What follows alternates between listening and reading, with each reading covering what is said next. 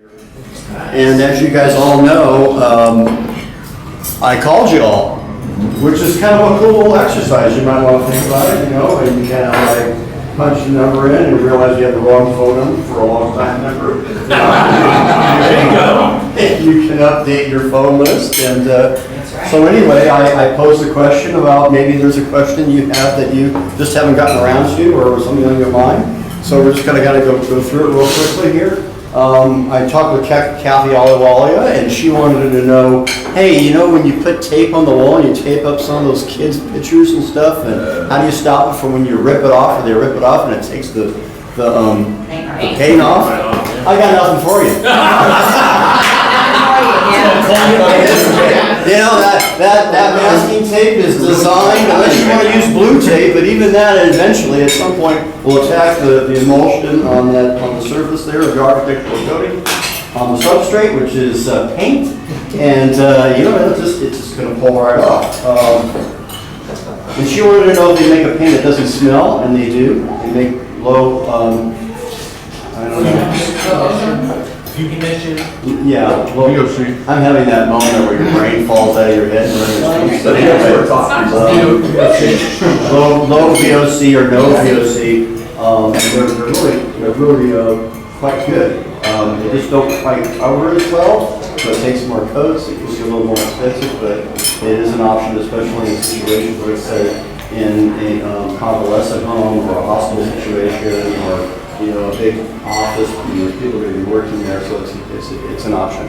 Okay, and then we went with Mark Holmes, and I talked to his receptionist and left her my message, and he ran in this morning and said, he came and told me what he wanted to find out about, and he wanted to know what's new in the painting world, where's the technology going, and it continues to be in acrylics and in water-based paints, and making sure that they last longer, they hold up the scuff marks, and oil bases. It seems like we were talking about the day I started, or like they're phasing them out, and they're pretty much like it's a gone kind of situation. But that's what's happening with that is longevity and resistance to scuffing is a big thing, especially in hallways in commercial settings. That's what people are really looking for. Pat Roquet, our partner in crime, we do quite a few items together. He wanted to know, let's say, what other things that I do, what outside of painting, and I mentioned that we repair drywall. We had the proverbial teenager hole in the wall fix. That gets us into a lot of homes. So anger seems to be, a common thread for the last 30 years. Somewhere between 12 and 16. We can take down an acoustic ceiling. We can install some baseboard. We can put some crown up. We can repair your fascia board or take fascia boards off. And if we can't do it, we'll refer you to a competent, licensed professional that will do it properly. Okay, we're just not going to go ahead and go, okay, yeah, we'll find someone to do it, and then it turns out, like I learned over the years, that somebody says that, yeah, I've done it before. Turns out he did it with his friend with 2 12-packs, and it took all weekend, which means I lost a lot of money. So anyway, okay, so now we've got Jeff Salo. He kind of jumped in on that, what are the repairs we do, and he was talking a lot about if we do stucco repair. And we do stucco repair, and in a lot of homes, it's now right underneath the sliding glass door in the backyard. Gets all, whatever, because you're standing around washing your patio off, and the water just hits it and hits it and hits it, and finally that paint, it's paint. It should last for 200,000 years, but it doesn't. And that's always the thing people, I've been hearing it since the day I started. I just don't make paint the way they used to. Okay, well, I've been in it 30 years, so I don't know. Anyway, if you sit there and put water on something for a long period of time, it's probably going to break down. So anyway, we do repair that, and it's really kind of part of our procedure in preparation of a home exterior to get it ready for paint. Okay, what do we got here? We got Crystal Bud wanted to know what the best paint was. The best paint is the paint that stays on. But if you do an exhaustive research on the internet, one page top 3 listings, you'll see that Sherwin-Williams, Benjamin Moore, and Behr products are listed in a lot of these articles that rank paint are looking at national brands. And so those are the 3 top national brands, and of course we have accounts of all of them. And I tend to agree. I think locally, Dunn Edwards and Vista are great quality paints. And the key to almost every paint job is that it has a clean surface. And so the surface is clean, it's prepared properly, and it's ready to have a primer and a top coat on. That paint, even in the lowest quality paint, is going to last a long time. But when you're shopping for paint, you just want to make sure you're getting the midline or higher, and you're going to be okay. They're all pretty sophisticated chemically now. I mean, they really are. They do really great. I mean, someone always wants to have, let's say, oh, I want to make sure it says marine on it. But over the years, I mean, somewhere down really close to the water, a couple hundred yards off the water to a half a mile, I don't know, it just doesn't seem like it lasts any longer than just a top quality 100% acrylic paint. So that's my point of view. Let's see, who else we got here? We've got Steve and Cindy Luckett, our home inspector, the newest member of the group. And Steve used to do my job, and so he's a talker. So you get him on the phone, man. I was like, hey, I wanted to have one question I was posed to the group. Well, 15 minutes later, I have to steer myself out of this conversation because, man, he had questions and questions. But basically, what he wanted to know is that when they show up in a home, they're always posed to the question, well, how much does it cost to repaint, like I say, an interior? Do you have a square footage price? I gave him, and I gave him my formula. How you can do that, how you can do like a little elevator speech, cocktail napkin, pitch. And I gave him that formula, and I told him that it comes out a little bit on the high side, but if someone is not resistant to that, or you can say it's a range, then they're kind of like in there, It's like you don't want to be, especially when you're doing that kind of thing, you guys are talking to people, if you're on the low side, they're going to want to hold you to it. You're like, geez, you said your house was like 2,000 square feet, but it's like up a cliff, and it's going to cost a little. No, you said it was $2,000. That's for the door.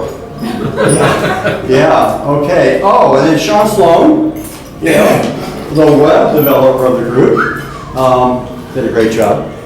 You've noticed about different colored tapes now. There's 1,000 different colored tapes. The old masking tape, beige color, and just the one blue tape that came out, 15, 20 years ago. Well, now there's a purple, there's a green, there's delicate, there's sensitive. What's the difference between all those? Well, number one is like, masking tape is most affordable, and blue tape and all those other ones, as you move up the sensitivity and the least amount of chemicals that attack the surface, it goes up in price. You become like, an inch purple, it costs like $7 a roll.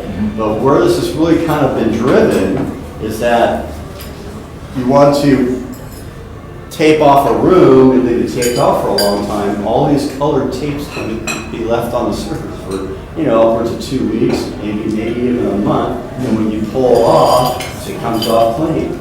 And that's the cool thing about it. That's a really neat thing. And then the big trend with new flooring. It looks like wood. Well, the blue tape started pulling that finish off that brand new floor. So that was a big problem. So they had to rally around that. They came out with the purple tape, and there's been some success with that. But the key to that is like you get that tape down there, do your work, and get that tape off. Because tape is your friend and it's your foe. I mean, you leave the tape on too long, especially on an exterior situation, on a sun side, it gets baked on there. And if you leave a masking tape on there, the old beige stuff, for a week or so, you might be, busting out the razor blades and, working to get that off and scratching your windows or whatever. But anyway, tape is, it's a great thing, but, it's like cars, it's great until they hit something. It's like, oh, God, look at that. That's a drag. So anyway, that was Sean's question. What's up with the colored tapes? But we know all about them. We can guide you through it. Nothing's easy anymore. Okay, let's see. Guy Ballard. Let's see. I didn't talk to Guy. I talked to Glenn. Oh. I'm sorry, I apologize right now. But he's great because he seems so much more relaxed now. He's Yeah. definitely in early retirement. He's got a foot out the door. How's your golf game? And blah, blah, blah. Okay, but anyway, he wanted to know if we can restore exterior wood doors, especially wood doors that are getting a lot of sun. And I said, absolutely, we sand them down, we restain them, and then we put a quality finish on the outside. And for those people that have those doors and they like the look, it's a great look. But my suggestion is that you every 3 years your phone rings and look at your calendar and it's like sand and refinish the door, because you're going to have problems. Wood, natural wood door, especially when it's getting a little bit of sun, and there's the dreaded where the eave hangs over and the half of the door is kind of gets beat up and the other top part stays okay, and you gotta do the whole door because it's really hard to match. We can do that, but you're gonna have trouble. It's just gonna be one of those things. It's kind of like a black garage door, or a black door. It takes a little time, but we can fix that, make it look nice. No trouble at all. You did ours just a couple months ago. Yeah, And it's put a nice lacquer, it looks gloss, it's gorgeous. And we've had it for about 10 years, and we've had you come out, I think, twice before. Yeah, let's bring them on. Sounds about right. Good job, testimonial. Thank you, good.